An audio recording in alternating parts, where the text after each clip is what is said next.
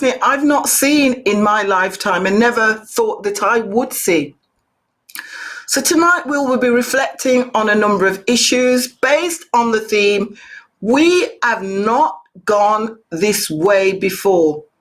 Many of you may recall, or maybe not, but back in 2017, we used this theme as one of our themes for our National Ladies Conference or Ladies Retreat. And that's an annual event that we have where women from all over the country come together, and indeed other countries, where we have a packed weekend of relaxation, retreat and fellowship. And we use this theme, we have not been this way before. And the theme was based on Joshua chapter 3, verse 4. Prior to Moses' death, encouraged Joshua to be strong and courageous. And Joshua was someone that walked with Moses, that was taught by Moses, of a younger era and younger generation. But Joshua found himself facing the flooding riverbanks of Jordan, and he got all the tribe with him. And he just kind of thought, he faced the enormity of his first leadership challenge. How are we going to cross the River Jordan? But he wasn't relying on his past knowledge of Moses and the Red Sea experience, which he could have done. Joshua's first instinctive move was to bring the people together and seek God's direction through sanctification, that is just coming together, fasting and just seeking God's direction. If there's ever a time we need to seek God's direction, it's now. And in recognition that he didn't have the answer and he needed to fully listen and rely on God's direction, God gave him the blueprint of exactly how and what he needed to do. And we'll hear a little bit more about that today, because we've brought back for you some of our speakers from that ladies retreat, and we'll be introducing them to you shortly. And we just want to hear from them. You know, you spoke then. How do you apply that to today's situation that we're all going through? So we can see that we are living in challenging, unprecedented time across our globe. However, God has been empowering and preparing his people for this age and season to be able to take a stand and move beyond barriers and boundaries that are designed to constrain and contain. And in order to overcome and take territories for God, we cannot rely on past strategies, no matter how well they worked previously. So like Joshua, we've not gone this way before. So tonight we'll be exploring themes such as, what does we've not gone this way before mean in the context of a worldwide pandemic? How do we move forward positively in the face of uncertainty and the unknown? What does it mean for women in leadership, women empowerment, and how do we maintain a positive body, mind, soul, and spirit? Without any further ado, shortly I'm going to be introducing you to my co-host for tonight. But before I do that, I just want to particularly welcome all of our women, men, families across the United Kingdom from all of our regions. And you know, the Church of God of Prophecy, we're broken up into 6 regions. And I just want to welcome you all and all of our regional directors and leaders and friends and family and, you know, members of our community. I want you to feel welcome today. And I also want to welcome those who are tuning in from abroad. And we do have a special guest tonight. from the continent of Africa, and you'll be introduced to her. And I know that there are people tuning in right across for the continent of Africa, the Caribbean, and different parts of Europe. And what we want you to do is let us know where you're tuning in from. Please put it in. Put it in. Let us know which country, so that we can give you a shout out. And a bit later on, you can find a bit later on. We will also share, the hashtag for women's ministries, Instagram pages, and if you want to continue connecting with us. So, without any further ado, I want to introduce you to our co-host for tonight, and that's no other than Alni. Over to Alni. Thank you, Joyce. Good evening to all our viewers. It's such a pleasure to be with you again on Women Connect Live. We're looking forward to sharing with you on our theme, We Have Not Gone This Way Before. As I reflected on the theme this evening, I thought all of us have not experienced what we are going through right now, whether it's the pandemics, COVID-19, multiple losses, sicknesses, isolation, uncertainties, working from home, wearing face masks, more online shopping, not going into our work, and many more.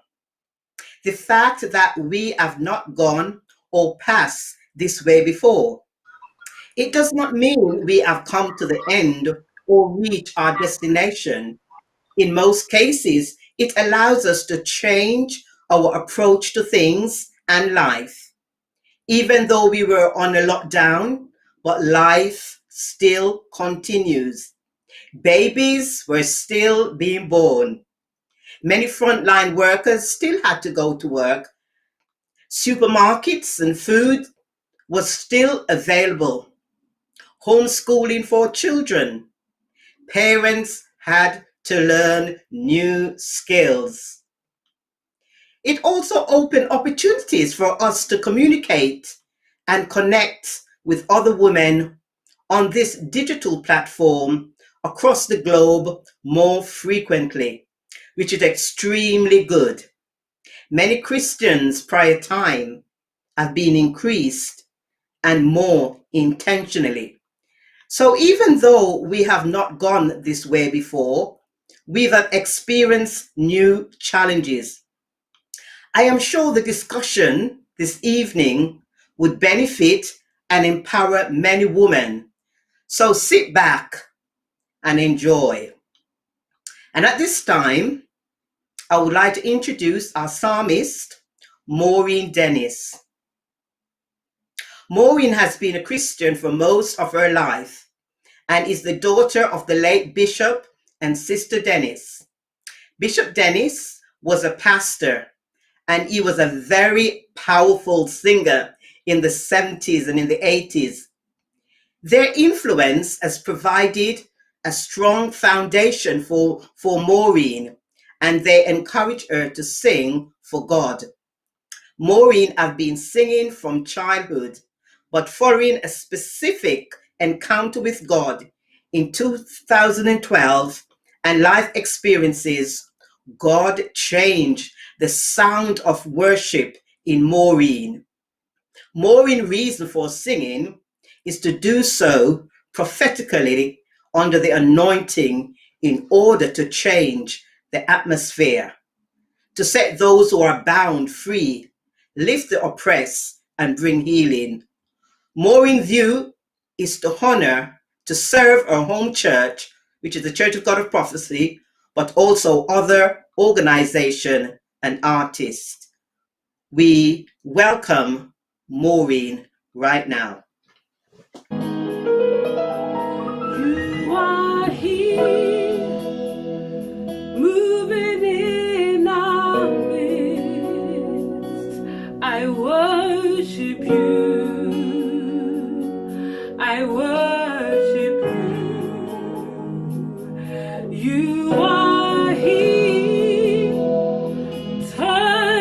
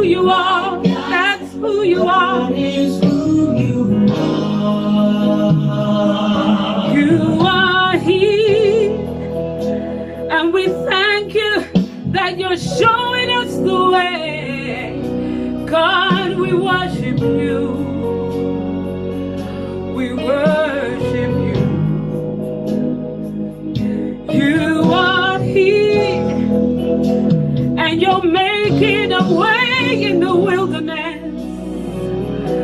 We worship you. We worship you. Oh, miracle worker, promise keeper, light. Oh,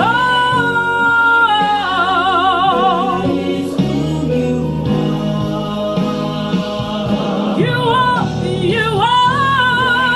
yeah. Miracle worker, promise keeper. That's who he is. That's who he is, yeah. Oh, miracle, promise keeper.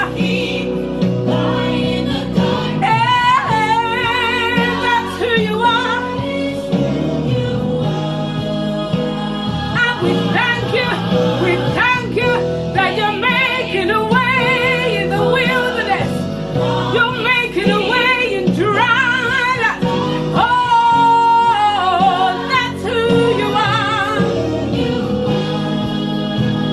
Oh, yeah, waymaker, miracle worker, promise keeper, light, light, light in the darkness, yeah.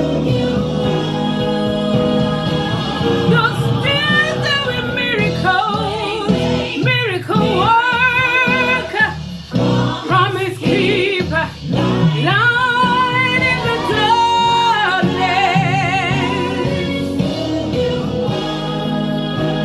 Oh, waymaker, miracle worker, promise keeper. You're the light in the darkness. Yeah. Oh, Waymaker, miracle worker, promise keeper. you're the light in the darkness. My God, thank you, Lord. Thank you, Lord.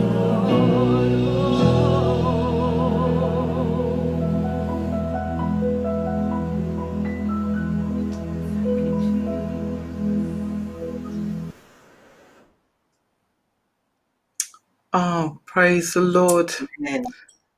Isn't that a blessing? I mean, Alni, the truth is, whether we want to admit it or not, is that if it wasn't for God being a miracle worker, some of us wouldn't even be here today. You That know, is so some of true. us, for what we've been through, for where God has taken you through, and some of the challenges, you know, people have experienced so much that if it wasn't for God being a miracle worker and just keeping us day by day, we wouldn't be here. So we just give thanks for Sister Maureen just sharing that. He is a Yes. miracle worker. He is a He's a promise miracle keeper. worker, and he's a promise keeper. And he's the light in our darkness, because we are in a time when there is gross darkness, when there is a lot of darkness around us. But because of our faith, because of as Christians, we can say that he is our light in our darkness. And that's something to give God thanks for. If it wasn't for our faith, if it wasn't for the light that we have, then many of us, we would be in mental institutions right now. But thank God that he is our light in our darkness. Amen. I feel Yes. like preaching right now. But it's not one of Yeah. those services It, tonight. But when it's in no. you, you can't contain it. No, and we just want to relate to people that might be listening tonight that are of Yes. no faith, and Yes. maybe don't have a faith, and you know, just remember, just as you listen to the words of that song, that there is hope. There is There is hope. hope. There is hope. And there are Christians who go through mental health challenges and do end up in mental health Yeah. institutions. You can be a Christian and Mm. experience those challenges. But what I would say is there is hope. God Very is so. our hope. And when we reach out to him, he's always there, and we can trust him and rely on him. Right, I think we better move on, hadn't we? We've got a program Yeah, to get on good. with. That was a powerful song. That was a powerful song. Yeah, we're going to move on, and I'm going to introduce our guests for tonight. We have 4 guests, and then I'll share something with all of you who are watching as well. We've got a little secret, but I'll share that with you after. So our guests are just going to come and just say hi to you, introduce themselves, but we'll hear from them a little bit more later on. So our first guest we want to introduce to you is Bridget Robinson. Over to Bridget. Good evening. My name is Bridget Robinson, and I'm from Leeds, and I'm a minister in my local church. I am the mother of 2 children, and I work for an exceptional charity in Leeds, which is regional, local and national, called BHI, Black Health Initiative. And it is so true, we've not been this way before. I'm looking forward to speaking with you and discussing the topics that we have for you this evening. So it's great to be here as well. God has been good to me. What a journey I've been on since Retreat 2017, and I'm looking forward to sharing that with you. So hopefully we'll see each other a little while later on. So God bless you, and keep Thank watching you. and get things ready. Thank you. Thank you. Over to Yvonne Kennedy. Hi, as you know, my name's Yvonne Kennedy. I'm a minister of the Small Heath Church of God of Prophecy in Birmingham.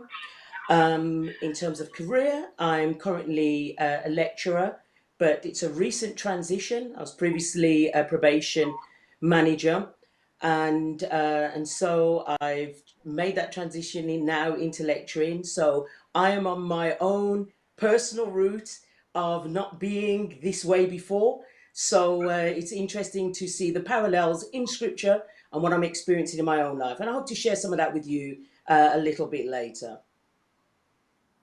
Thank you, Yvonne. Now we're going all the way to Africa and Swaziland, to Sister Sibongile Masilela.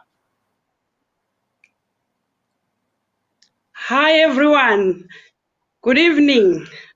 It is a great pleasure to be among this panel. My name is Sibongile Masilela. I come from Swaziland in the southern part of Africa. I am a pastor's wife and a pastor myself. I pastor a local church in this, and I serve in the capacity of a general presbyter's wife in Africa. It's been quite a long journey for me. I think we have served for about two decades in this ministry, and then my career.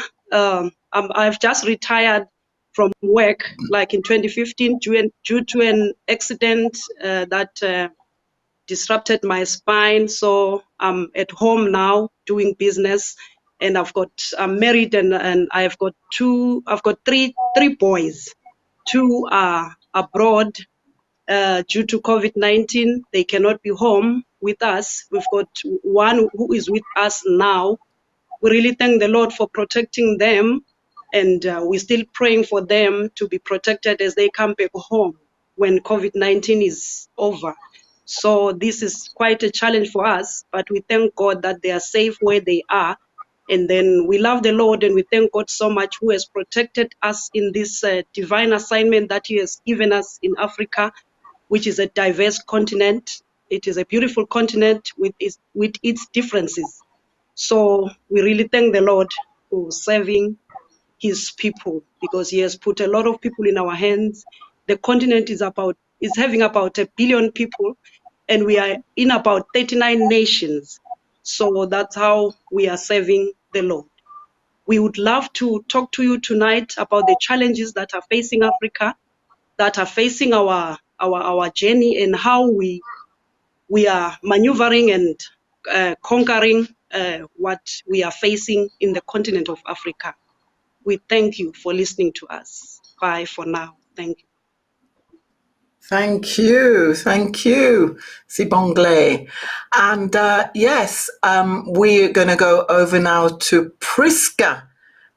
Prisca will introduce herself. Come on, Prisca, we want to see you. Hi, everybody. Hi, greetings. My name is Prisca Nyamuka Mwandiambira.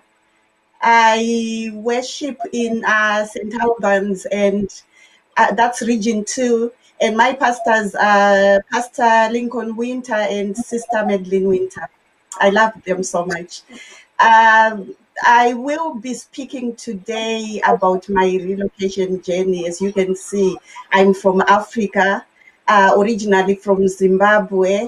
So I'll be sharing my journey on how I relocated from Africa to Europe, to the UK, and all the stumbling blocks that I have faced, all the joys, all the valleys, all the mountains I have climbed. I'll be sharing them with you. It certainly has been a journey that I've never been on before. I've never walked that journey before. So I thank God for sustaining me and giving me the resilience to walk that journey. So I'm a mother of 4, 2 boys, 2 girls, 3 are on the nest. 1 is in uni. I'm a proud mother of 2 granddaughters. So I hope to speak with you later. Thank you for joining us, and I hope you'll be blessed. Oh, thank you, Prisca. And Alni, we do have a surprise guest panelist, but we're not going to tell them about that yet, are we? No. Let's just keep them in suspense. Let's keep them in suspense a bit longer. Oh gosh, so we do have a special guest panelist that will be joining us tonight, and you'll find out a little bit more a bit later on. Over to Alni this time. Okay, thank you. Well, at this time, we're going to have a light entertainment by one of our sisters, and she likes her name is Bishopess, and she can be serious at times, but there are times when she does make us laugh. So we will be having some light entertainment in line with the theme, and even though we are conveying a message, but it is done with some element of humor, which I hope you enjoy. She's a prophet who in fact, she likes to be introduced as Bishopess. So can we have Bishopess, please? And enjoy her. Where I'll go with him through the waters, I'll go with him through the waters. I'll go with him through the waters. I'll go with him all the way. Scooby, where he leads me, I will follow. Blessed time. Where he leads me, I will follow. Where he leads me, I will follow. I'll go with him all the way. Oh, Scooby. Oh, Scooby. I like to greet the household of Zoom in the wonderful name of Jesus. It's a privilege to be on the program of God. My name is Bishopess Rattigan, self-appointed, self-anointed bishop in the great church of God of prophecy. And to all you other ministries, bedroom Pentecostals, living room apostolic, front room evangelicals, kitchen Methodists, and I hear that the front room evangelicals have split and there is a new denomination called Landing Charismatic. I like to greet all of you in the wonderful name of Jesus, our soon coming King. As I've been asked to talk on the theme, we have not gone this way before, set in the book of Joshua 3, verse 4. And if we look into Joshua chapter 3, we find that Joshua and the children of the Israel was wandering in the wilderness for 40 years because of disobedience. And did you know that they ended up in the West Midlands? You're saying, what? Yes, they were in the West Midlands, Joshua and the children of Israel. If you go to Joshua 3, verse 1, and it says, then Joshua rose early in the morning, and they set out from Acacia Grove. I looked in Gaggle, and it told me that there is an Acacia Grove in the B37 area of Birmingham. Oh, what a revelation. Scooby. Hey. It took them 3 days to get to the River Jordan, and before they could cross, they had to sanctify themselves, set themselves apart, and be holy. You may be wondering, what is holiness? Holiness. When people say you're miserable, it's not miserable, you're miserable, it's holiness. When you set your face like flint. When thou speakest in King James Version, that is holiness. When you don't use transport, but you travel like Philip on the Spirit Express. You don't need no Uber, bus, Midland Express. You don't need none of those things. You just travel on the Spirit Scooby Express. And you know that you are holy when you set the bath and you step into it and the water parts. Scooby, holiness. Oh, yes. So since we are in COVID-19, we've not been this way before. The whole world locked down. The whole world experiencing the same thing. And we are about to ease out of it. This is the new normal. Things won't be the same again. We're wearing masks like bank robbers in the supermarket to buy our groceries. Oh, it's not the same again. But let me tell you, the household of Zoom, just like Joshua, God promised Joshua that he would drive out the Canaanites, the Hittites, the Hivites, the Amorites. Bridget, let me ask you a question as I sip on my white wing cordial. What height do you want God to drive out for you? Is it death height? Is it depression height? Is it fear height? Whatever the sin height it is, sanctify yourself and let God do wonders, Scooby, among you. Oh, these are my few words in Jesus' name. Oh, where he leads me, I will follow. Where he leads me, I will follow. Where he leads me, I will follow. I'll go with him, Scooby, with him all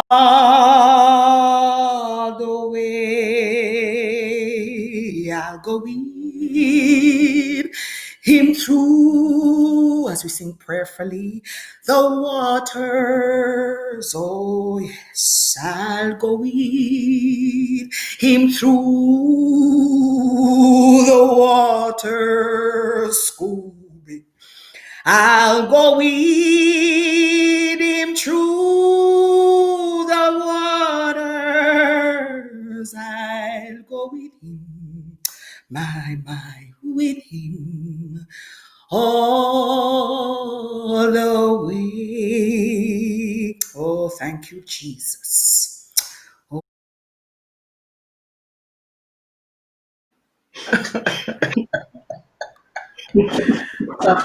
God.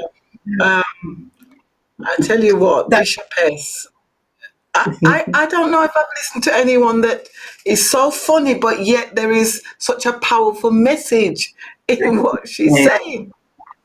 yes, so true. And And that song, the different. go ahead, you go ahead. I was saying that how she's able to use the word to bring over, as you said, a message, and it's very humorous, but you can identify with it, and I like the different ministries, the landing charismatic ministry, and so it's so she's very creative, very Oh, creative. God. No, she's fantastic. Thank you. Yeah, Thank you, thank you. Bishopess Batterton, and thank you for joining us tonight and ministering for us tonight.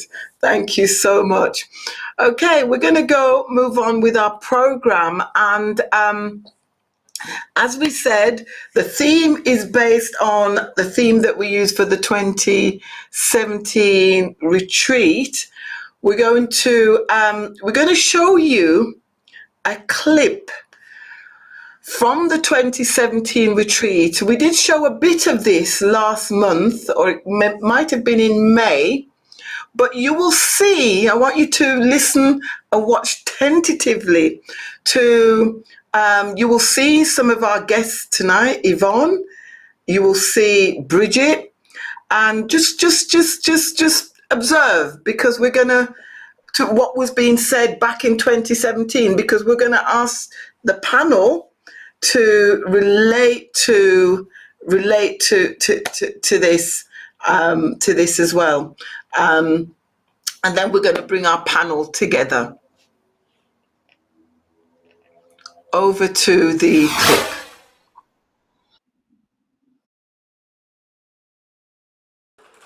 Yes. Let's stand and let's just praise him.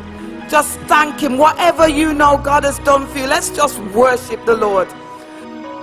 Thank you for your divine visitation. Thank you for the move of your spirit. Thank you for what's happened in the spiritual realm. Thank you for that which has been bound and that which has been loose. God has done so much.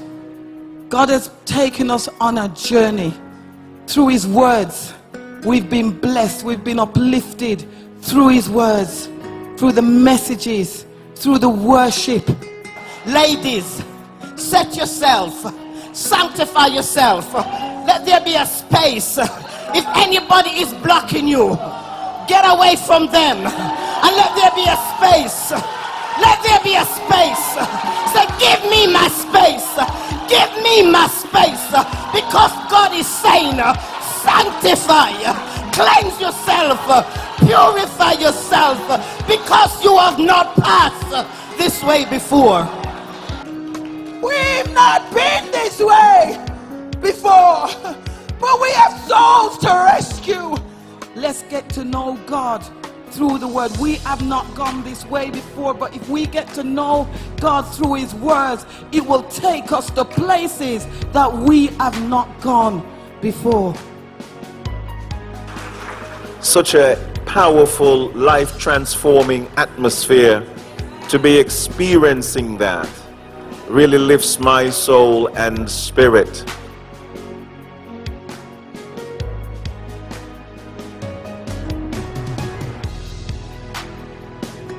Women of faith and impact within the United Kingdom, you are women of excellence. Ladies, women of faith and impact, we have not gone this way before. Calibrate your internal compass in the presence of God. Be in tune with the Spirit, because I believe that God is going to move in a way that maybe we've never seen him move before. And let us be ready.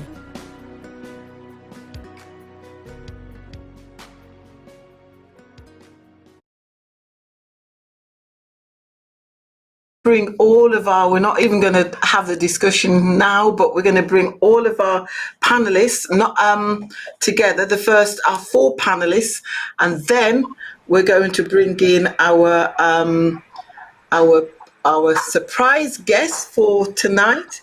Is none other than, let's wait for it, Margaret Richards. Come on, join us. Come on down, Margaret. Give us a wave. Give us a wave, Margaret. Margaret Richards. She's our surprise. Welcome. It's great to see you, Margaret, and we're going to hear more from you. Margaret, your journey of not gone away before and what you're learning has been from that. So we're going to have a discussion, and we're going to go to, first of all, to Bridget, to reflect on the unprecedented time that we've been through. And Bridget, how would you relate that to what you were sharing back in 2017 and the unprecedented time that we're going through now, and your own personal journey and experience? And what would you say to women out there? Well, families, men, anybody out there. I would say from 2017, I've hit some unprecedented times in my own personal life. And I think there needs to be a reflection of the journey to this point. Sharing 2017, then 2018, mother, she passed away. And then 2019, I was off my feet for about a good 8 weeks. Now, those are things that I've not experienced before. And during these unprecedented times, the amount of grief, the amount of loss that we're experiencing, but also the levels of resilience that I see from our women is tremendous. But I also understand for myself that resilience comes with faith in relation to who I am and the journey I've already been on and where I'm going, and the fact that I've got faith that I can get up tomorrow and things are going to be different and things have to be better. And there are times when our parents would tell us the stories of, if as long as you had a bag of flour and you had some oil, everybody could eat. And we're in the times now where we're in survival. We're also in a mode of that we were taught to ensure that we can get through these unprecedented times. And I think that for me is partly where I am. But as I said, I'm enjoying COVID. I'm enjoying the lockdown.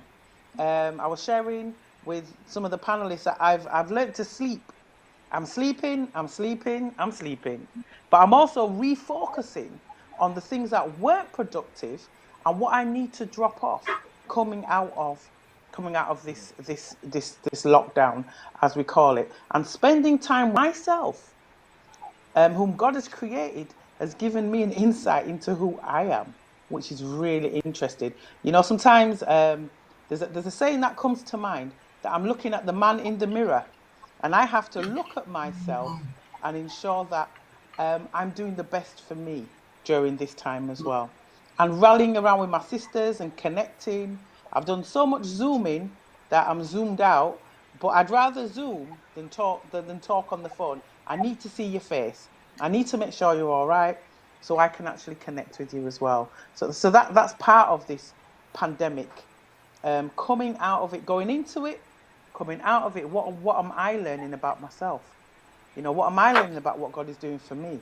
What am I learning? I'm at home with my 2 grown-up sons, and we're now connecting as adults, which I would never have had this opportunity to sit with a 27-year-old and a 29-year-old and connect with adults, beginning to know who they are and what are the life lessons that they need to learn and to experience as well.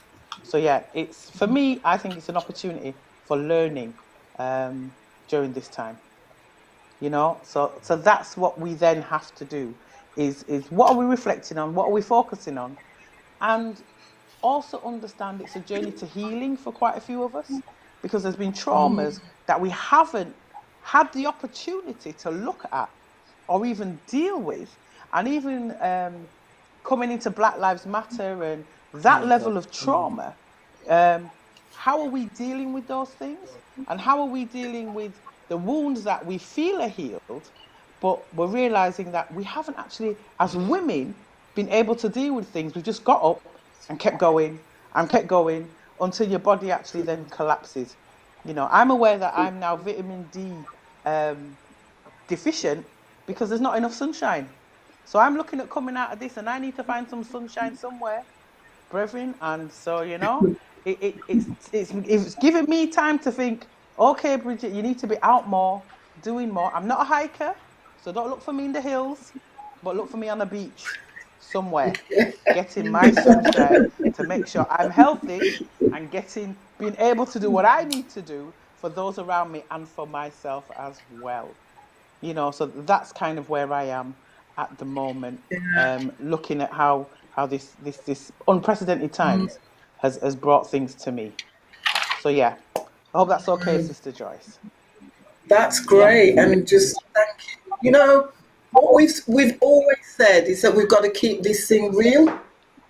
It's pointless Yeah. that we just talk about, you know, fancy stuff, pie in the sky. Keep it real, and you know, thank you for sharing openly and honestly. Thank you.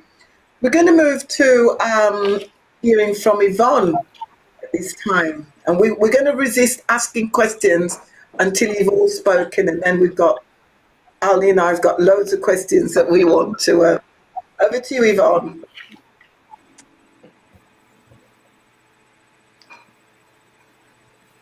Okay. Yes. Yeah.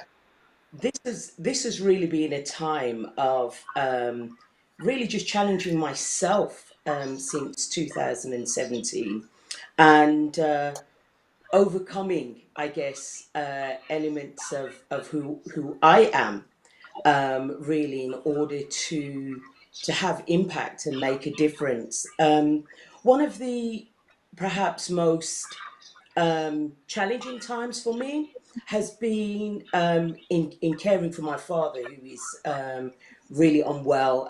Mum passed away 2015, and so we've got dad. It's not just me. I have other siblings that help out as well, but I'm the closest.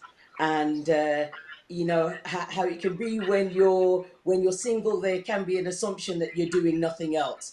So it really was a challenge for me in caring for my dad, and being the first port of call in the many hospital journeys that he had, hospital visits that he had. And at the same time, I was working for probation. So since 2017, I was still working for probation, and my role developed in some way, which meant that I was travelling to different offices quite frequently throughout the West Midlands.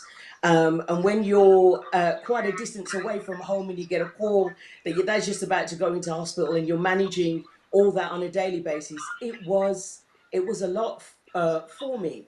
And one of the things that I had to do is accept help. So reach out to my family, who were great and helped in that regard. But also, I was ministering as well at the same time, and speaking at different places. So although I was working for probation, I was also lecturing as well. It was a big stretch. And that reality for me of reaching out to others at the same time as supporting others. So being strengthened in order to help someone else who is in need was a massive journey for me. At the same time, actually trying to make the transition from a probation manager to a lecturer was another stretch for me, because it meant that I had to network, and I'm not a networker. As much as you can see me publicly, I can look quite vibrant, really, have very little fear, and I'll just go for things. I'm actually quite quiet and quite reserved. So actually bringing myself out of that in order to do the networking was a massive challenge. I think my faith really did help tremendously in doing that. And I saw parallels in the theme, really, of recognizing a need to change. Something has happened. There is a need to change. It's unquestionable. What are you going to do? How are you going to manage this change? What am I going to look about myself and learn about myself and face about myself? What barriers do I need to overcome in order to do that? And I think that for me was quite challenging. And in the process of COVID, without a shadow of a doubt, it was by that time I was lecturing, and it's the whole learning of new skills, the whole Zooming, teaching via Zoom, where you're not seeing people's reactions necessarily in quite the same way. Massive learning curve. So for me, there has been development and growth, but I believe that in order to change, we have to accept lifelong learning. And so we're forever learning, we're forever developing in order to meet whatever changes we have to make. Thank you, Yvonne. We can hear somebody's doing some cooking in the background somewhere. Not sure where that's coming from, but we can hear the clatter. Yeah, we'd love some of that dinner, whatever you're cooking. Yeah, thank you for sharing that, Yvonne. Yeah, because accepting help is not always easy. But we will come back to that question. That's something that sometimes we struggle with as women. I'm going to go over to Sibongile, over to just hearing, from a women's perspective about women in leadership roles and reflecting on this theme. We've not gone this way before. Over to Sibongile. Greetings once again. My name is Sibongile, as it has been said. I come from Africa, born and bred in the country of Swaziland. I've been there all my life. But God has given us this divine assignment to serve the people of God in Africa. As God has given us this assignment, we've seen a lot of challenges as leaders, as people who are in the front, as people who have to show the way to other people in the world. So we have seen a lot. That's why we can say we have not been this way before as well, because we have seen a lot of things, but now the world has changed. Our world is sick. COVID-19 is ruling the whole world. Even Africa is affected about this COVID-19. I've seen it with my children during the lockdown. They were locked in Cyprus, and there were a lot of fake news that were coming, and that alone gave me a lot of panic and fear, because I didn't know what to do. I was crying all day until the Lord came into my way and said to me, give the children to me. I gave the children to you. So you have to release them in your heart and give them to me. That's when I calmed down and say, Lord, they belong to you. I give them to you. And COVID-19 affected me. And then not me alone, but even many countries in Africa has been sharing with us what is happening. COVID-19 has been affecting pastors, have been affecting all our ladies. It has put a lot of pressure on ladies, because some of them comes from the rural areas and they didn't know what to do. As leaders, we are also affected. But I was comforted by the theme that I got here, that we have never been this road before. Like Joshua. Joshua, when he was in the river Jordan, he said, let us sanctify ourselves. Let us set ourselves aside for the work of God. In the midst of all the negative things we are facing in this world, we should not panic. We should leave the common and focus on God. Focusing on God helped me as a leader because I knew that there's no other help that I can find except in the Lord. Then I had to rise to my potential because I saw that there's a lot of things that are happening around me. I cannot sit down and be spectator. And that helped me because we had to come around with the ladies here in Swaziland. I would make an example.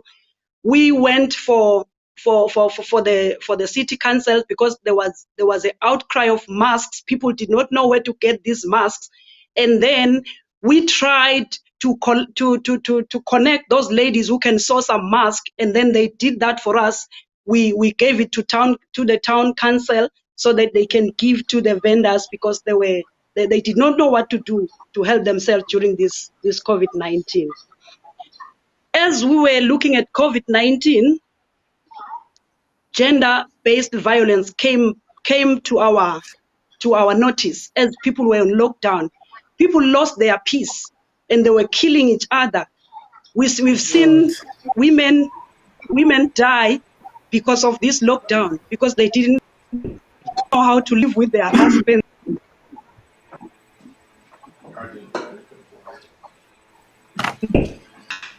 We thank God because He is a healer. He is a mender of a broken heart.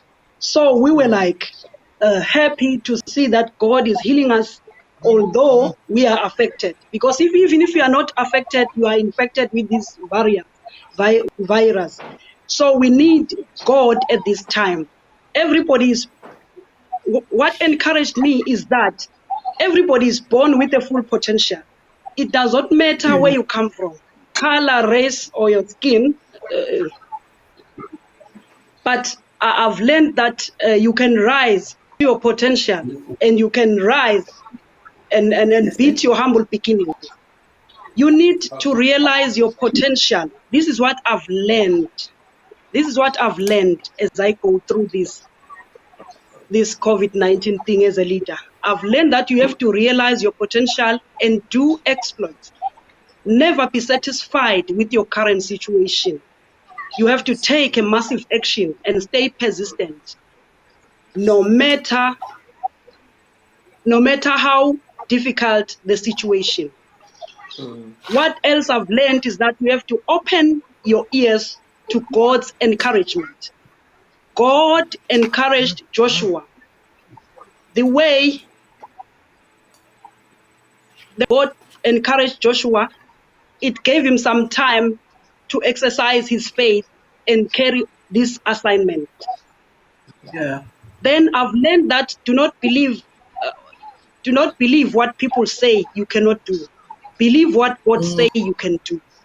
Paul says, I can do all things through Christ who strengthens me.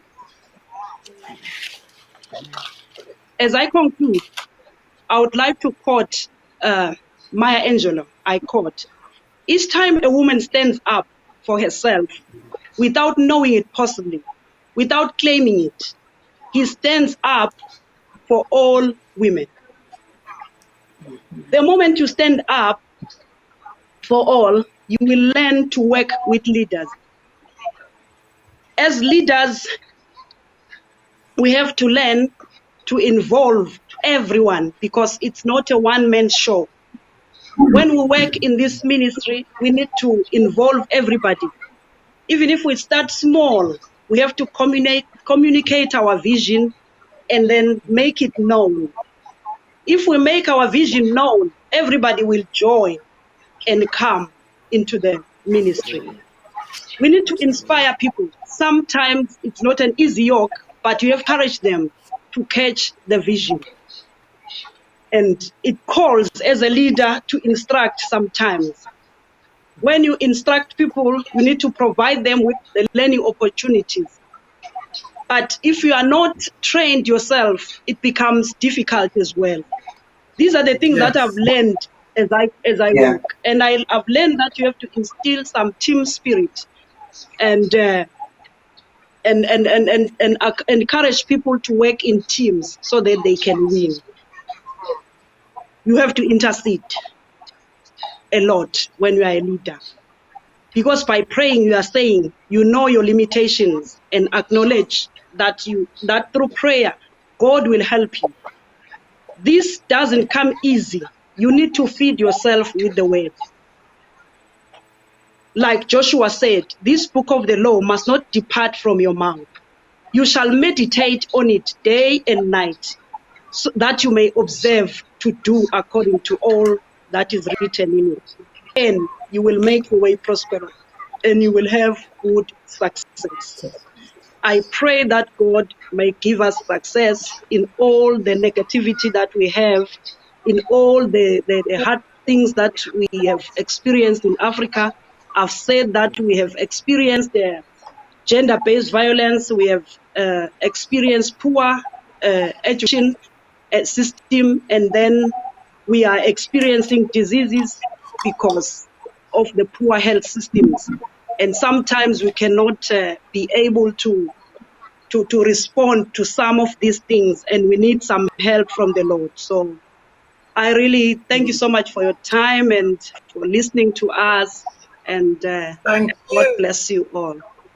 See you later. Thank you Thank so you. much. That was just beautiful to hear, and you covered so many points that we will come back to. But we must get through every panelist just sharing, and then we'll come to the questions. So we're going to move to Prisca. Now you've got your time, Prisca, to just share with us. Thank you very much. Thank you, Sister Joyce. Greetings again. As I said, my name is Prisca Nyamukamwandiambira. I'm originally from Zimbabwe, so I'm sharing this journey, an awesome journey that I've traveled from relocating to the UK since almost 20 years ago. So this relocation was a journey I'd never done before. I'd traveled abroad for holidays. I'd gone overseas for short stays, but gone back home. But this time I was relocating to live in the UK. And it had so many implications from a social perspective, a personal perspective. It had implications on my professional values and beliefs. It was so emotional, and it also had financial implications as well as spiritual implications. What do I mean with that? Socially, as Mama Africa, our sister Sibongile Masilela has said, Africa has got its own values, it's got its own beliefs. So when I came to the UK, it was a complete cultural shock. It was something out of my comfort zone, both as a person on a personal level, and as well as a Christian and as a professional. In Africa, we believe in extended families. So I was uprooted from an extended family to isolation. Basically, I was on my own. There I was. And I had done the opposite. Normally, it's the man who relocates and then gets his family to join him. But we did it the other way. I came first, leaving a husband at that time and children, all four of them. So there I was in the UK all by myself. My kids are not with me. And as a mother, that was painful. It was a journey I had never ever walked before. I'd never been there before, where I wake up in the morning, there are no children running around in the house. There are no children to speak with. There are no children. There is nothing, completely nothing but myself. It was a very emotional journey. And the fact that sometimes you cook and you don't eat because you wonder, I am cooking here in the UK, I'm eating here, but what are my kids eating? How are my kids back home in Africa? I know what Africa is all about. So it was a very painful, difficult journey. Professionally wise, I had already been in management in Africa, but when I came to the UK, I had to start afresh, basically starting afresh, because you had to register as a nurse. So before I got my registration, I actually had to work as a carer. I had to build myself up. I had to come back to the same level that I was in Africa. And thank God, now I have, worked myself up again into a management. And God has been gracious. Spiritually, uh, I'm a COGOP baby. I went into Glena's. I think most of you know Glena's. I went into VLB. I went into Women's Missionary Band before it was called Women's Ministries. I got married in church. I had my children, all four of them, in church. So I was COGOP. I was a prophecy person. I was a minister, ordained minister in Zimbabwe, and I was also a women's ministry director for over 10 years. This is when I met Sister Margaret when she came to Zimbabwe in 1994. And we connected, and we've connected like we've never connected before till now. So I came to the UK. We might be the same Church of God of Prophecy, but there are cultural differences.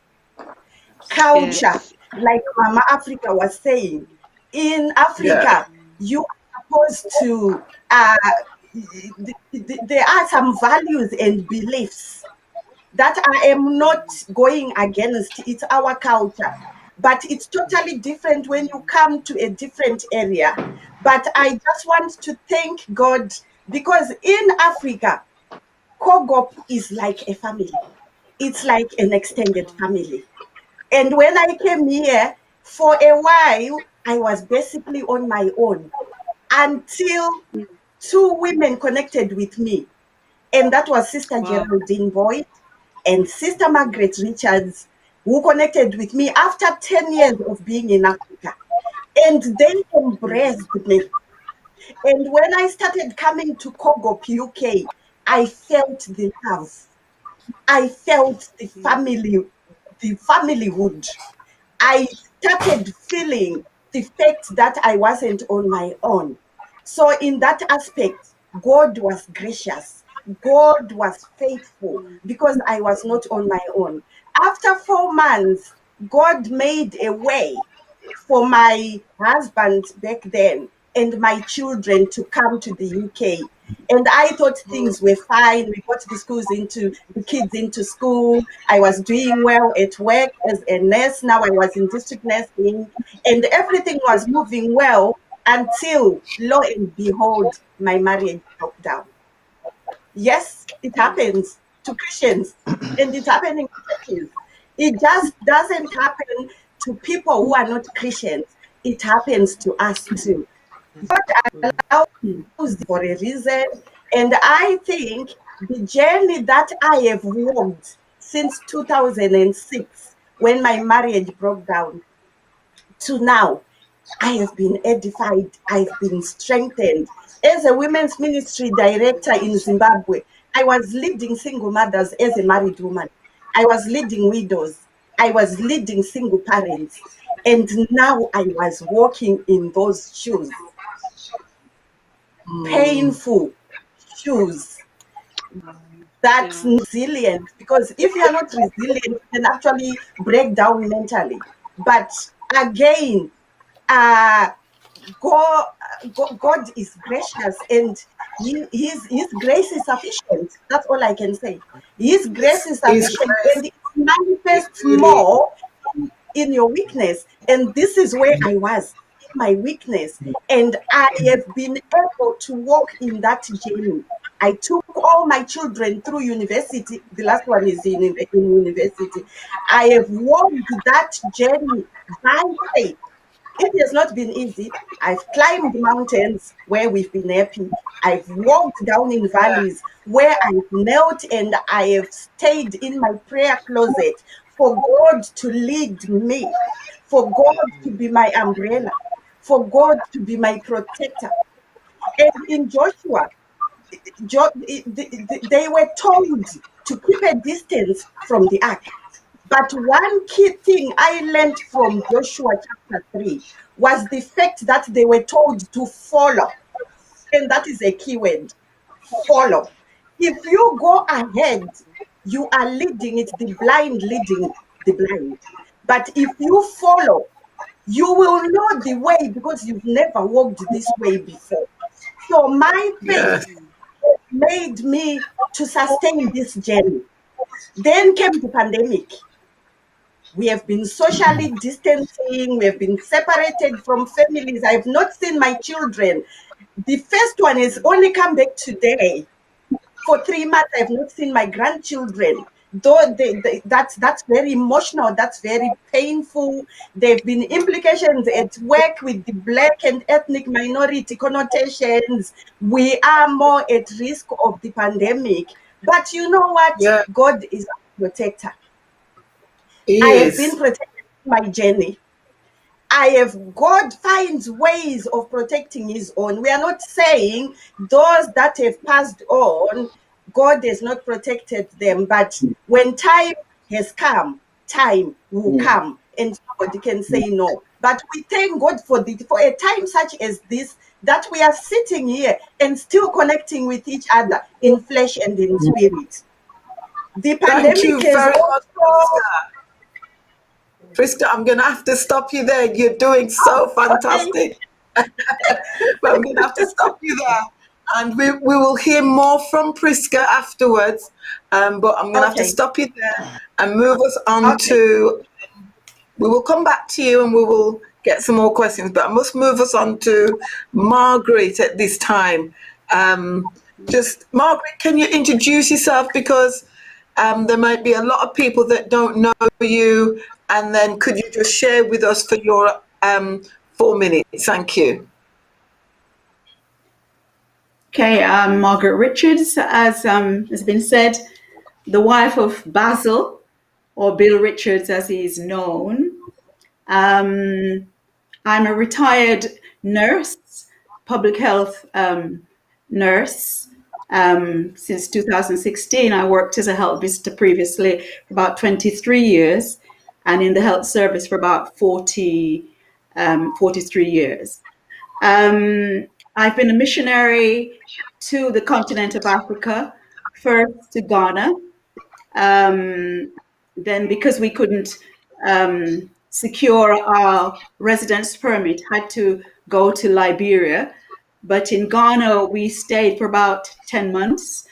And there I did voluntary work as a nurse in one of the clinics there. In Botswana, we were appointed as Bill was appointed as the overseer to Botswana, and there I also did voluntary work in the clinic, Mamprobri Clinic, Polyclinic, Accra, Ghana. And I really had a good time there. In addition to that, because of the AIDS pandemic in Botswana was really greatly affected. At one time, 40% of the population was affected. And the government asked the churches to get involved. And we formed a counseling network of different churches. We were trained as counselors, and I worked as a counselor doing pre-testing as well as post-testing counseling, and then did ongoing counseling for those people. I worked in several clinics in very poor areas. I worked as a nurse at the clinic in the University of Botswana. And currently, Bill and I are trying to train for this project called the Elders Project, which is helping those people who have had mental illnesses and are in secure care, you know, in order for them to be transited to the community. You know, they're in need of mentors, you know, people of experience that can support them, give them hope, you know, so that when they come out, you know, at least they've got somebody that they can you know, they can be in connection with. So all a part of connecting with people. So that's where I'm at the moment. Thank you so much,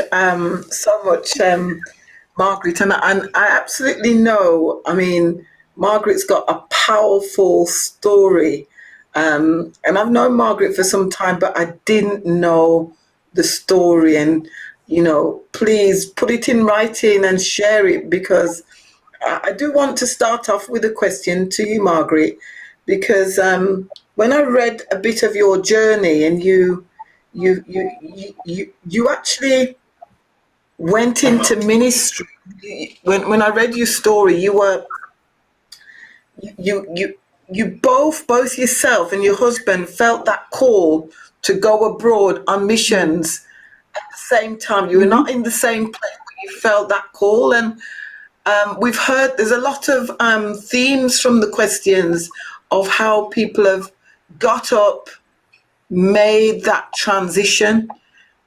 Prisca, we heard Prisca made the transition from Zimbabwe to the UK. You made the transition. What would you say to people out there that are thinking of mission, and what would mission look like in the context of a pandemic? And just what were the things that made you just get up and say, right, I want to do something and go on mission? Well, as we brought up in the church, you know, as I was thinking about this, the songs that we sing, I will go where you want me to go. It may not be on the mountain top or over the, you know, the valleys or whatever, but what the Lord requires of us, that is what we will do. And you cannot help but being affected by what you hear. And firstly, I read an article in our White Wing Messenger about the plight of, you know, the Asians and the illiteracy that there was among the nation as a whole, and even the pastors, and felt that, you know, we would like to do something, didn't know what to do. And then it came that there was a mission team going to Haiti in 1985. And so we went on that and thought we did that, and that was it, and came back. And we were in a convention, and Bishop Van de Venter was talking about Ghana, the nation of Ghana, and the need that there were for people to go down and to help to train leaders, and, you know, to help with the work there. And Bill was sitting somewhere differently to me, and I was sitting, you know, separately to him. And even though we'd gone to Haiti and thought we did our work, there was something that was really moving us towards Ghana and towards going to help and to do something. And so we prayed about it, had to, you know, raise funds in order to go. It took us 2 years to raise funds so that that could be for our upkeep when we were in Ghana. But it really is just sometimes listening to somebody's story, you know, that can move you. I mean, at such a time as this, where we've got difficulty in traveling because of COVID-19, people might not be able to go abroad as such right now. But we've got neighbors, you know, we've got people that are lonely, people that are in need, people with mental health issues. You know, women, we're hearing that women in this time are being abused. You know, the abuse rate has gone up in women being abused because they are locked in, you know, can't get away from the perpetrators, and so on and so forth. And just really connecting with neighbors. We go for walks. There are people there. if we really are serious about mission, to be praying about it and to be thinking about it. But in the meantime, to look around, there are needs everywhere, and to begin to, to look towards helping people in those areas. And the time will come, because, this situation, it will pass. We've not been this way before, but the situation will pass. And when it does, God has given us time to reflect, to think about really. I think in this situation, we're thinking more about humanity. You go and you do walks, and you find that people are willing to talk. People are willing to share, and the opportunities are being opened up to us. So, we just need to look, to open our eyes, basically, to see what is around us. There are needs here as well as there are needs. Yeah, So, thank you. So really what you're saying, Margaret, is that our mission is on our doorstep. A mission is it's everywhere. It's everywhere. Yeah. I remember that there used to be a saying in our church: the total task of the church is mission. Mission is about seeing a need and meeting it. Jesus met physical needs. He told the disciples, give them to eat. So we have got to be practical as well as spiritual. We have to meet the physical needs that we can see. You can't preach to a hungry person. They won't hear you. If somebody's in need of clothes, if somebody's in need, in both Ghana and Botswana, there was poverty. And, people came, and, we saw the need, and you had to you had to be the banker. You had to be the clothes closet sometimes, to provide clothes, to provide food. You just see what need there is, and fulfill it. Yeah. I've just had someone contact me on Instagram to say they just want to contact with Margaret because she's done exactly what I want to do since I've qualified as a nurse. I want to basically go on missions and be able to work in different countries, especially the less fortunate one. I feel Sister Margaret is the right person for me to connect with, as I've been wondering how I could make that career work once I graduate. So there you go. That came in straight away. And we know that there are others out there that's listened to all of your journeys. We're getting some feedback about that. People are just so pleased that you're keeping it real.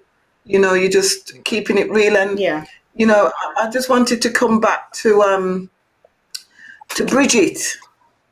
We're going to ask you all some questions, but do chip in. But Bridget, what I heard from you, and please, was this whole thing about self-care, the importance of self-care. You talked about you found time to sleep, connect with family, boys, have conversations, and you talked about trauma and healing.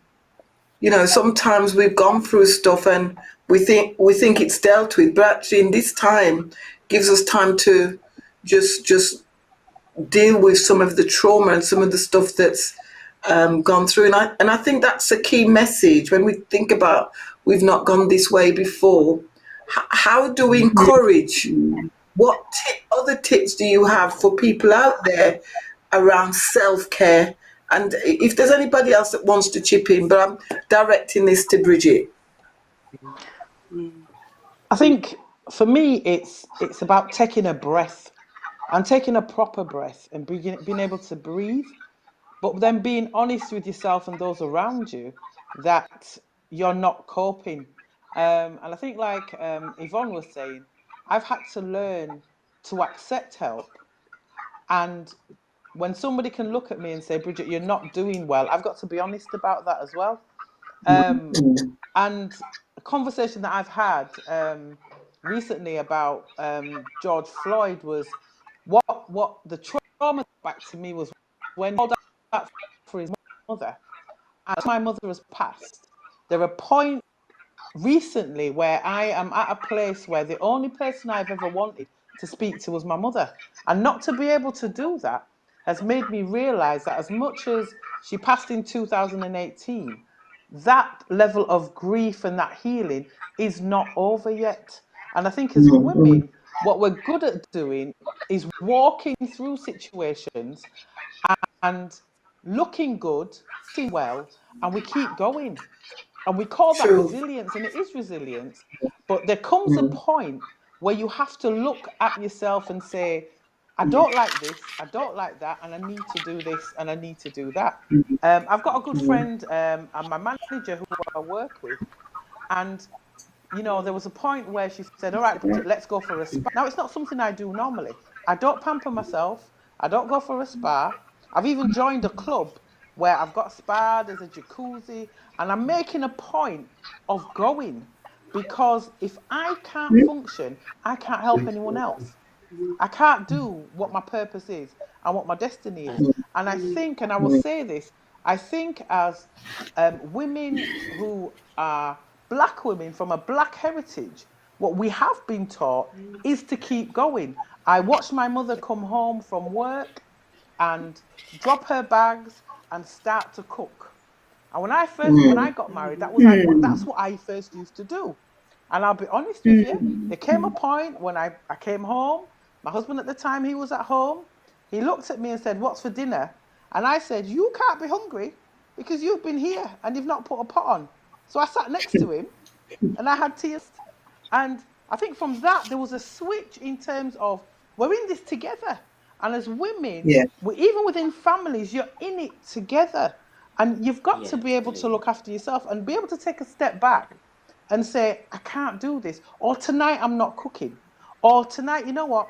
I'm going to bed early. Or Saturday, I'm not getting out of bed because I don't need to get out of bed because I've done everything during the week. And when I say that, I believe COVID or this pandemic is an opportunity to refocus on what some of the things that we've been doing and learn from what's been productive, what's not been productive, and drop off some of those things. What I've realized, and I will say this, the amount of meetings I was going to after work for church, I look back now and I'm thinking, boy, I never had no time for myself. And, I'm now saying, I need to reshuffle that and I need to take care of myself. And as women, we need to be able to, what is your favorite color? What is your favorite film? What is your favorite food? What do you like to do? What is actually your fashion sense? What is it about you? Do you like short hair? Do you like long hair? Do you like weaves? What is it? What makes you? When you present yourself and you love yourself, people will love you because you're presenting who you truly are, not a reflection of what you think people want to see and hear. And like Yvonne, people see me and I can spin a chat and I've got the chat and but I am quite shy in company and people say, you're lying. I'm not lying. I can go into an arena and sit there and sit by myself and be quite comfortable because I've learned to love myself. And I think as women, when we love ourselves first, we can let others enter into our lives as well. But we need to be careful. I think self-care, the analogy that someone gave to me about their self-care was your house and you've got a gate, then you've got your garden, and then you've got your door. So sometimes when people present themselves, keep them at the gate. Don't let them into the garden. And then there are some that you can let into the garden and you talk to them at the garden. And there's some that get to the front door and you look at you stop at the front door and they're not coming no further. And there are some that you can let come in to your house, but then be careful what rooms they actually access. And I think as women, we need to be very, very careful because sometimes we're very receptive, we let everybody in, and then they damage the fragility, and I will say the fragility of who God has made us to be and the creation that we are, but we keep going. So I I'm hoping I've answered the question in terms of self-care. You know, even in terms of bright colors, you know, there's times when I can go out and wear a bright yellow dress, and people are like, oh, Bridget, is it because the sun's out? Nah, I just felt like it. And sometimes you got to do what you feel like. You know, do what you feel like. Go out, So get a true, dress. isn't it? You know, there are times, and I will say this again, where, you know, the environment that I Very good. work in now is full, is black women. And there are times after work, it's like, well, what are you going home to do? Actually, let's go get something to eat. Because I'm not in a hurry to go home. I'm not in a hurry to go to the shop. You know, look after yourself. And people will see that shining through, and they will say, well, how do you look so good? I look good, not just because of God, but I'm teaching myself to look after what God has given me. So I hope that kind of That answers the question.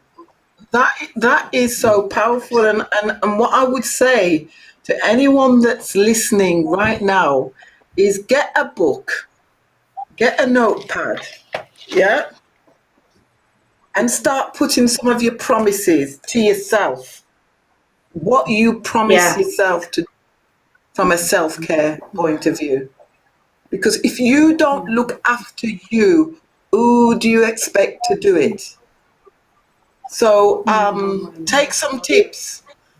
Someone rang me today and we were on the phone, and they were actually saying the same thing to me, Bridget, about Okay. making sure that you look after yourself. We've got to do it because we put this camouflage on sometimes from the outside, and we've got to keep it real. I have got another question, but I don't know. Ali, did you have a question? I've got a couple more questions. Shall I continue? Or have you Do got one? I haven't got a question for Bridget because I think she covered it very well, I've got, self care, and I do endorse what you say about looking after yourself. When you look after yourself, then it doesn't matter what other people think, as long as you're happy with yourself.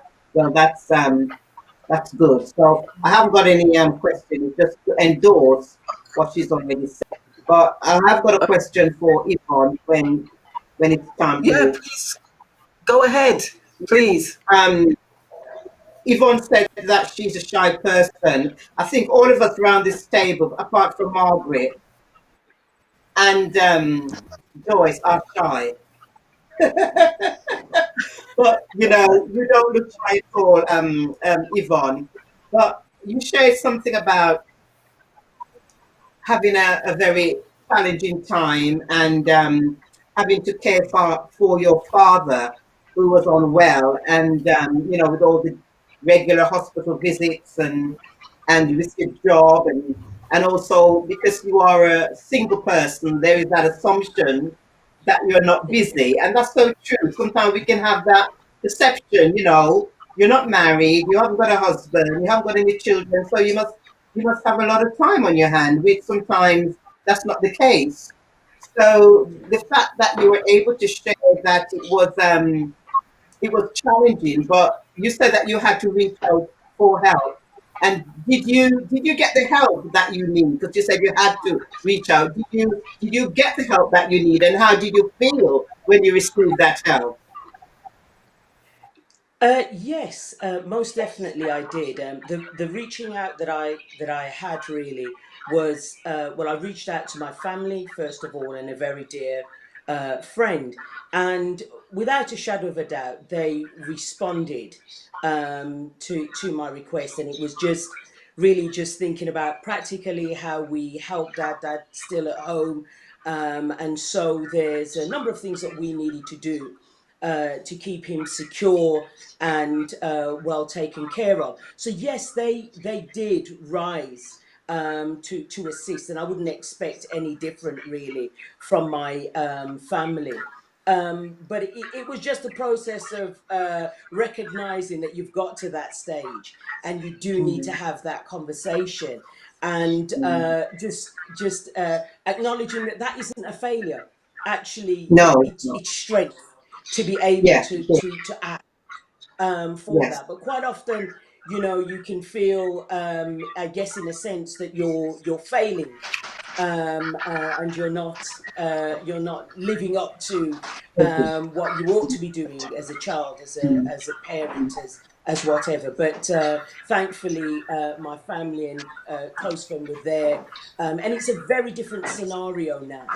But I have to, I know we sound a bit like a tag team, but I have to endorse what Bridget said as well, because part of that is recognizing your own limitations, and recognizing where, when you've got to a stage where you have done all that you can, there is an opportunity to move forward, but you need to connect in order to do that. You need to network in order to do that. And it's about, you know, giving yourself the confidence, allowing yourself the confidence to have those conversations, really, and not feel as though there is some level of failure going on, really, while you're managing. I was also studying. I was managing about 4 teams within the West Midlands probation, and therefore being here, there and everywhere. I was still ministering, you know, and as much as we put our trust in God, there's a level of responsibility that we hold as well to do what's right. And so you can always pray, I understand that, but there is time when you need to act, and sometimes that action is just reaching out for help, really. Yes. Yes. Thank you. No, that thank you for that. We're not always good at that, and so that's another tip that I've put on my list as well. And I'm sure others who are listening are probably reflecting. But I want to go over to Swaziland to Sister Sibongile. And Sister Sibongile, you really took us on a journey in terms of some of the things that we could be doing to take action and to, you know, overcome the challenges, because challenges will always be there. And you said something right towards the end, and you said, do not believe what people say you cannot do. You said, believe what God says you can do.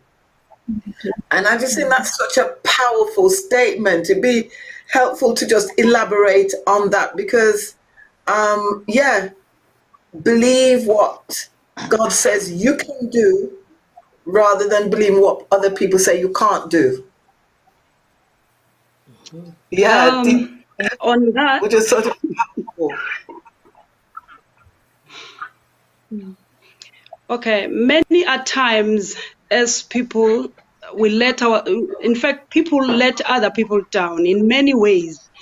So if you listen to the negativity that people give to you, you will never make it. It's better to listen to what God has said, because God has said you are fearfully and wonderfully made. But sometimes you may find that people do not see it that way. If you listen to the people, you will be, I would say you will just be limited to what people say. But if you listen to what God says, you will go into greater heights, because you will concentrate on what God has deposited in you, and then you will polish it, and you will succeed, because what God has given you, no man can take away from you. Even if they try to let you down, but they can't if you concentrate on it. But if you listen too much to what people say, you will just be stagnant, because here sometimes you have to take a massive action. When you take action, sometimes you fail in your actions, but fail doesn't mean it's the end of the journey. Then you have to use the talent that God has given you to move on and to do the assignment that is beside you or in front of you. Okay, thank you so much. Can I add to that, if that's possible? Bridget? Yes, please. And I Yes, think Bridget. I concur with that. And I think conversations that I'm having now with my peer group is it's time to change the narrative around yourself and those who talk around you as well. So your very own narrative needs to change. Okay. So it's believing what God's word says, but it's also getting up and again looking in the mirror and actually saying, you know what? There was a point in my life where I didn't like how I looked. I wasn't liking what people were saying. And I got up one morning and I looked in the mirror and I said, you know what, Bridget? You may be a little bit overweight, but you've got it going on today. And I had that Come on. attitude. And when I walked out the house, the amount of smiles I got, the amount of attention I got, because my very own narrative around myself had changed. And that's what we now need to Changed. start Okay. doing as women is believing the word, but actually speaking the narrative around ourselves. You know what I can do? You can't tell me what I can't do. You know, I've again, those experiences that I have, I've got a friend, you can't tell her what she can't do because she will tell you the only thing I need to do is stay black and keep breathing. So don't tell me what I can't do. And I think sometimes as women, we've got to take hold. We've got to take hold of that positivity and Yeah. actually speak those things about ourselves that we like. Again, on a trip to when I went to see my dad in Jamaica, my dad's family is quite slim. So we didn't know there were fat people in England. I looked at them and I said, I'm telling you, let me tell you this. I don't have shoes. Don't worry about that. And again, it's sometimes turning that negativity head and making a Yeah. positive statement out of that and let them know that can't affect me anymore. As a woman, you can't affect me with your saying because I'm not you. So we've got to start speaking to each other in a language Oh that yes. builds each other up so we change the narrative Absolutely. around ourselves as well. Absolutely. Absolutely, absolutely.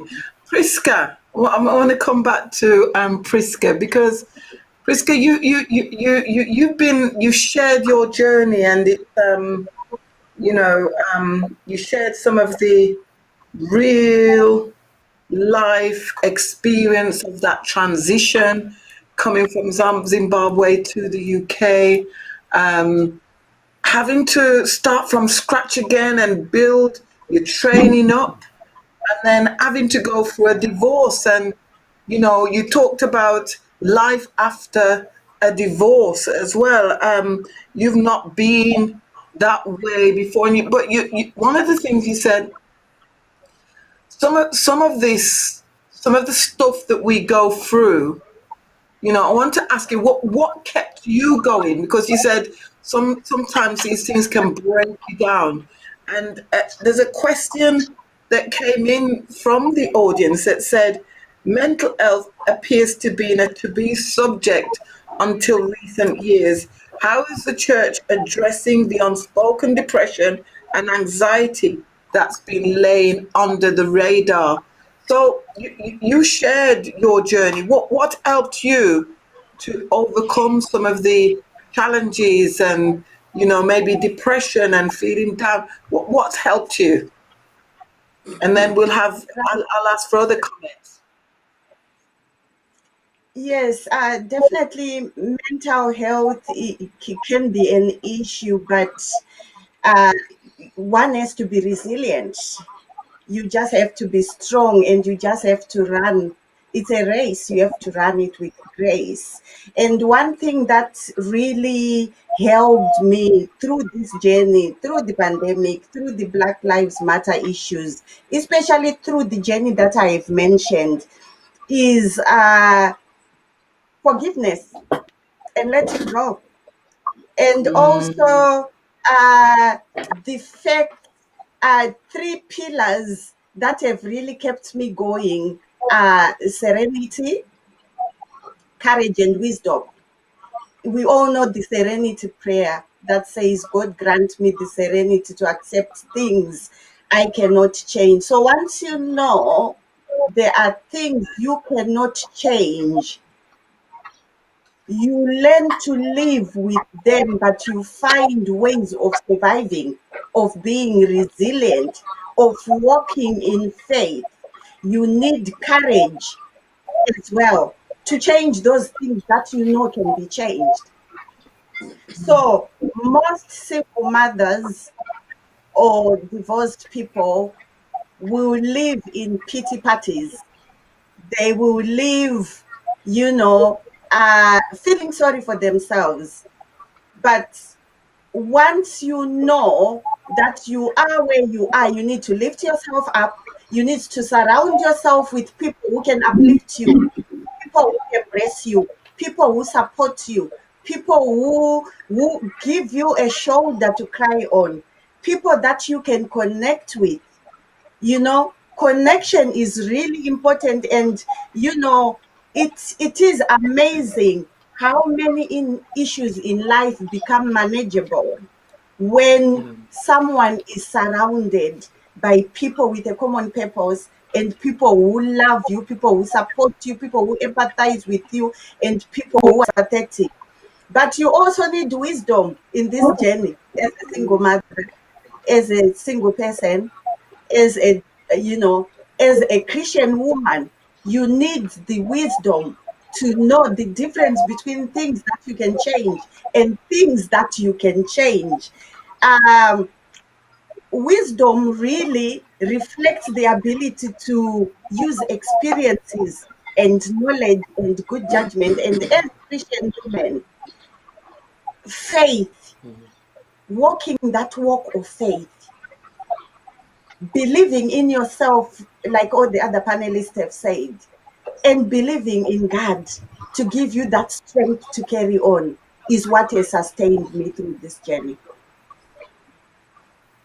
Thank you so much for sharing, because it's not easy to kind of share your personal stuff and personal journey, but there are so many people that are watching that have been through or going through, and it's an encouragement where we can share a word of our and be transparent. And that there's a message that's coming up here, loving the transparency and encouragement of the panel.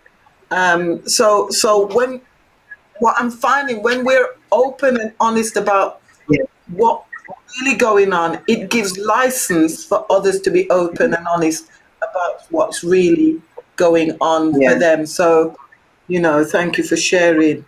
Can I Such add?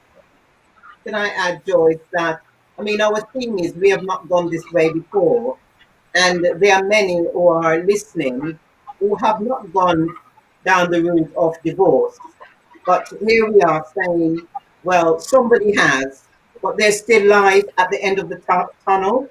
There is still hope. It's not the end of their journey. It's not the end of their destiny. It was a path. Divorce it was a vehicle to get to where she is now. So it's encouraging that sometimes we go through life, we go through difficulties, we go through challenges, but that's not the end of our destination. That's right. Thank you so much. Thank you so much. Can I just add that connecting. Do not live in isolation when you are in a situation like this. Connect with like-minded people. Connect with people who encourage you, especially in Christ. Connect with people who you fellowship with. Connect and connect and connect. Don't be isolated. Absolutely. And that's what this is all about. The Connect Live series is to promote the Connect program, and we can connect with our neighbors, our friends. Margaret, you talked about when you're going for a walk, you see others going for a walk, and you just start a conversation, and you don't realize what people are going through. The other day, someone came to cut the trees at the front, and it's a Welsh guy, youngish, tree cutter, and the kids, I was calling them to help me to do something, and they were being a bit slow with it, so I kind of got a little bit annoyed with them. And then I started to have a conversation with him, and then he said, he said, somehow it got out that, we were church people and my husband's, yeah. And he said, you know what? He said, I gave my heart to the Lord, 10 years ago. I live in Wales, and, this group of people came, and I gave my heart to the Lord. And, we started a conversation. I said, Lord, have mercy. He heard me carrying on bad with the boys. No. But what I'm saying is, every opportunity is an opportunity. And I probably wouldn't have had that conversation with him, because, we kind of have a mold of who we think we would have that type of conversation with. And actually, God, although we're talking about Black Lives Matter and all of that, but God's love extends to everyone. Sister Sibongile, you were saying there's over 39 different countries in Africa, Yeah. different languages, different cultures, and Ali, you talked about doorstep evangelism. So connecting with someone that we can connect with and share the love of God in a practical way. And there is a question that's come in about that I want to put to the panel. And one question came up is, do you believe the church has been active during the pandemic and the global impact of the visual murder of George Floyd? I hear a lot of individuality, but not much about community. So do from your experiences, just anybody want to take that question? I am gonna go to Bridget, because Bridget, you've been telling me a lot about what's happening in Leeds and what you've been doing and so forth, and we do know what some of the stuff that's happening nationally, but yeah, come on, Bridget. We can't hear you. Can't hear you, Bridget. You're muted. Transparency and honesty. I personally don't believe. I believe the church could be doing more in terms of the response, as Margaret was actually saying. There are people that need to be fed. There are people that need counselling. There are people that just need somebody to connect with them. And I think individually we're doing things, but are we doing anything corporately? So I'll throw the question back out. Are we doing anything corporately? Are our doors open? And I know we have to be risk assessed and COVID ready. But again, the organisation that I work with, Black Health Initiative, we've got a luncheon club, Fusion Extra. We had about 36 in that luncheon club, elderly people, some suffering with dementia. So when the lockdown came, we decided to feed them at home. That has now grown, where we're getting referrals from doctors, from social workers, from children who don't live in Leeds. We're now feeding maybe over 150 people a week who are vulnerable but need that help. But again, there are phone calls coming in from people who are like, well, I just need somebody to talk to. They just need that level of connection and somebody to talk to. Maybe somebody at the end of a phone, somebody at the end of a garden. We already have structures in place, like cell groups, like leaders who are carers, but we need to be visible. When the Black Lives Matter came up in 2016, I was invited to a meeting in Leeds in a park. And I stood in the meeting and they said, well, where's the church?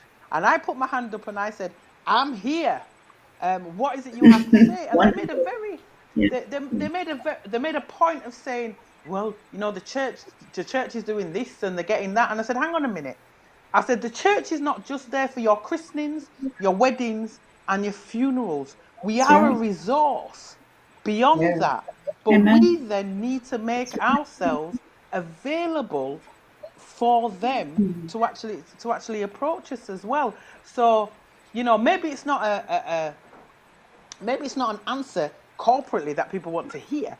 But the fact is, right now, because of the lockdown, our doors are shut, but our structures can still function.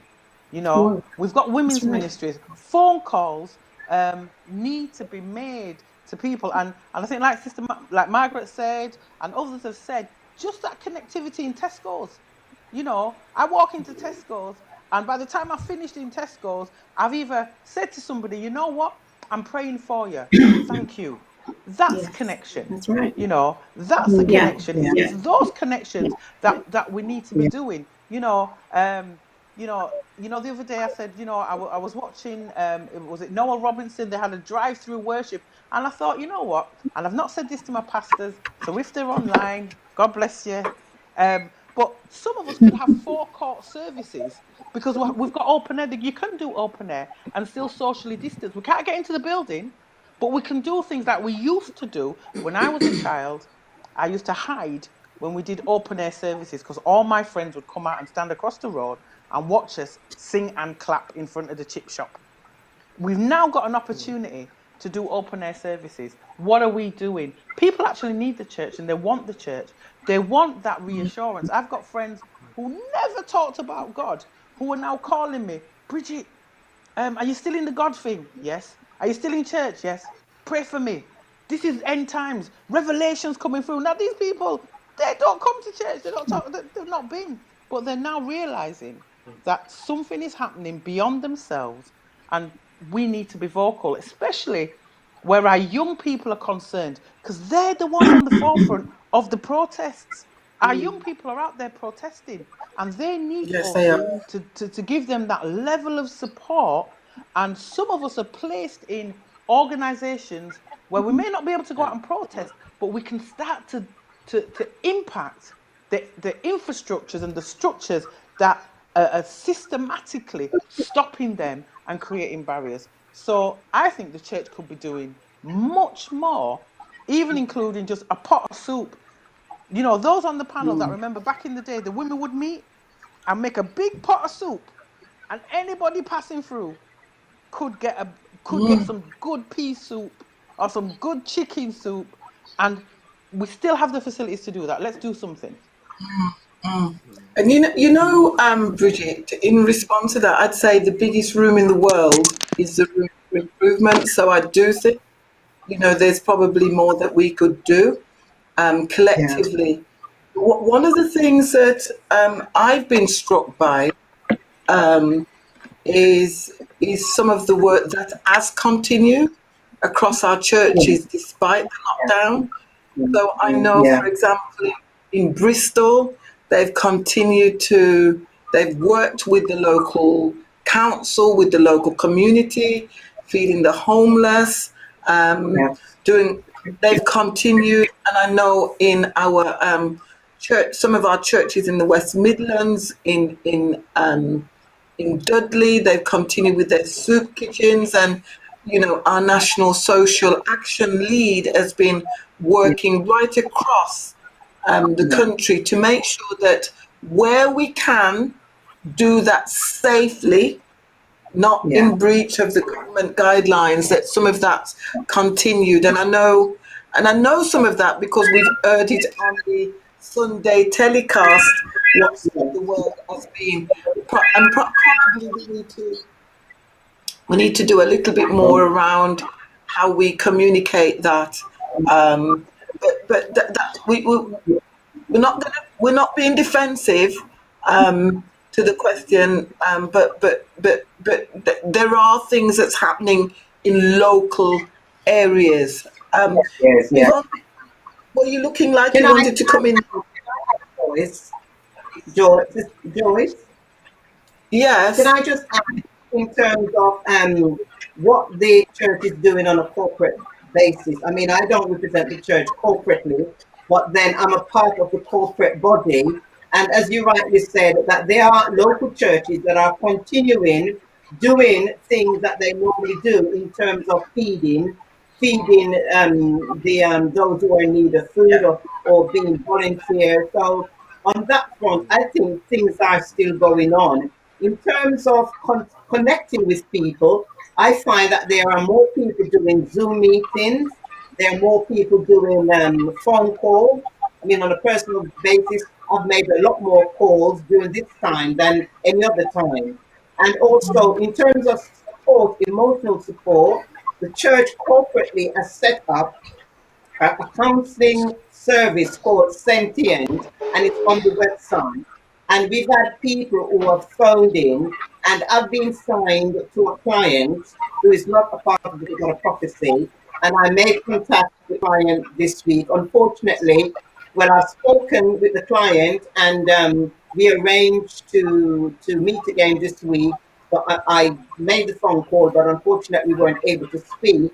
So I say that something has put in place on a corporate level, and I believe also that there are local churches that are doing regular Zoom meetings, regular calls. So I believe something Yeah. definitely happened more so, even more so than before the pandemic.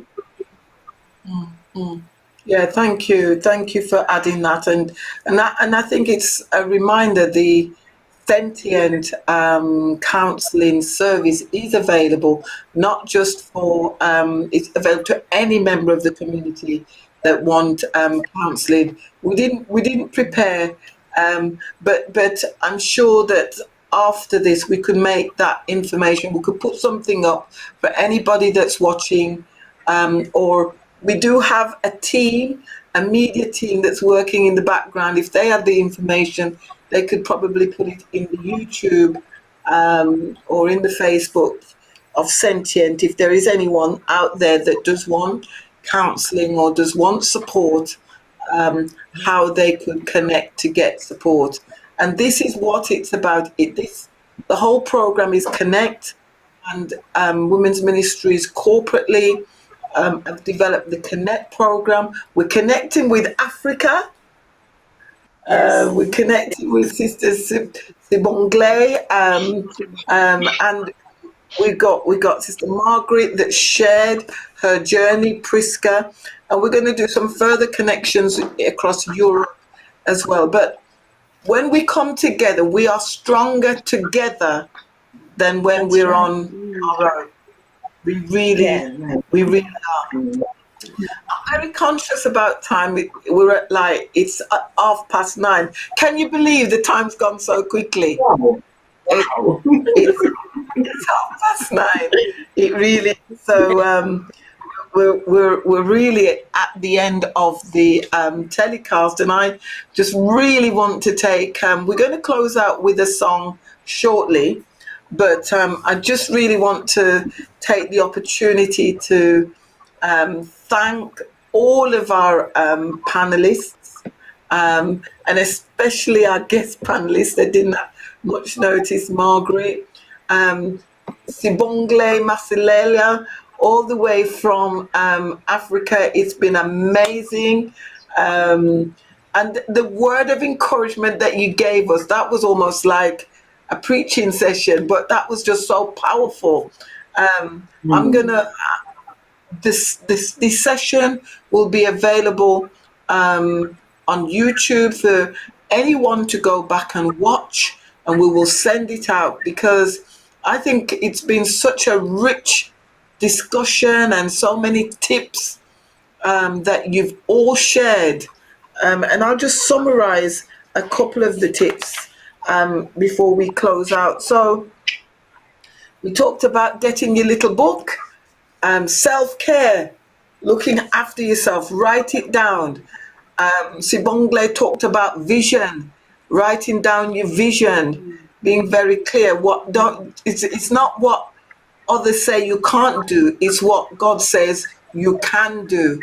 There was Prisca talked about how connect. Don't be isolated. Connect with people who will give you, who will help to uplift you.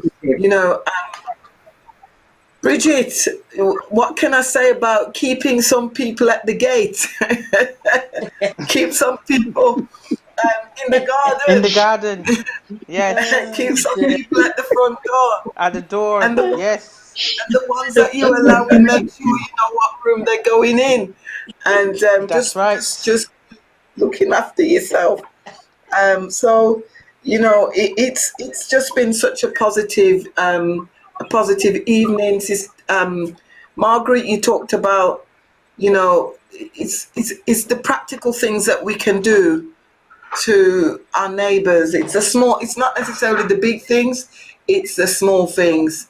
Um, and Yvonne, you know, thank you for your transparency, because we just multitask and we just think we're superhuman, but we're not. And what you shared with us is don't be embarrassed. It's okay to ask for help. To ask. It's okay to say we need help. It's not a failure. Oh, and of course, our dear Bishopess, lest we forget Bishopess, who sang that beautiful song and gave our message for the night. Yeah, Bishopess, have you got a parting word that you would say to us? Scooby. Yes. Yes, I do have a parting word, and it's really a warning to all those people that were sending out messages about 5G.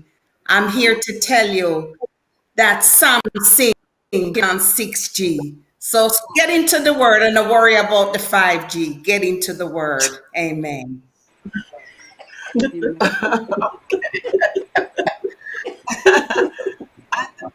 On that note, I do need to thank our media team. They're working in the background.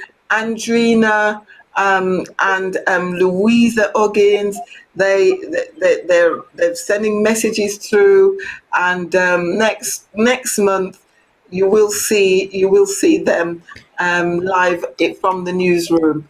But I couldn't count, and I had more than my 8 guests, so please forgive me for that. So we're about to close out now. I want to say thank you to you all, and we're going to be closing out. Alni, did you have a last word before we close out with our final song?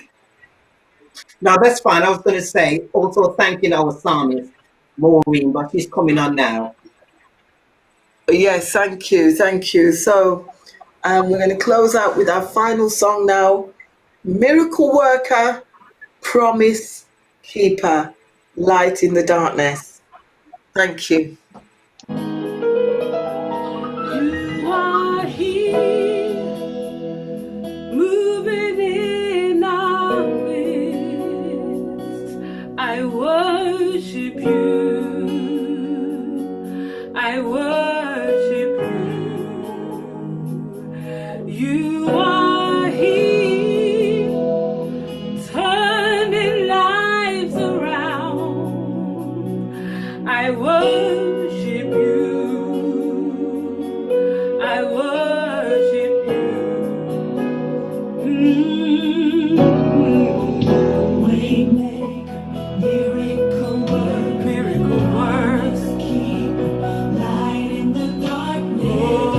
My God, that is who you are. You are Miracle worker, promise yes. keeper, light in the darkness. That's who you are. That's who you are. Who you are. You are here, mended broken hearts. I worship you. I worship you. You are here, doing miracles. Yeah, I worship you. I worship you. Oh, oh, Waymaker, miracle worker, miracle worker. keep light in the darkness. That's who you are. God,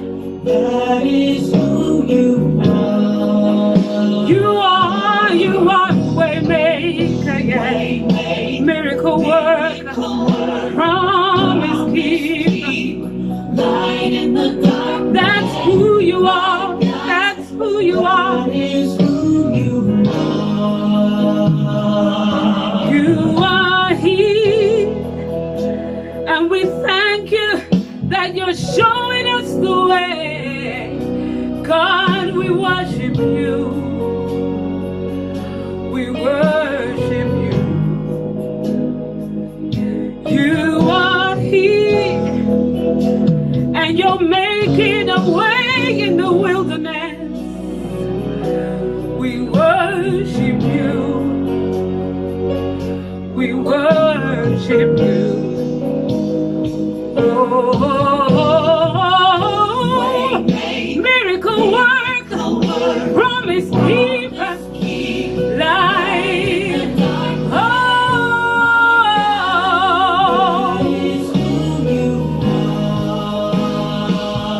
you are, yeah. Miracle worker, promise keeper. That's who he is. That's who he is, yeah.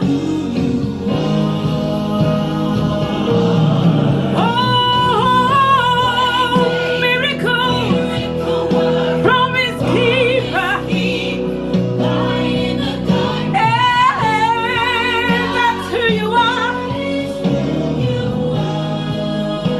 And we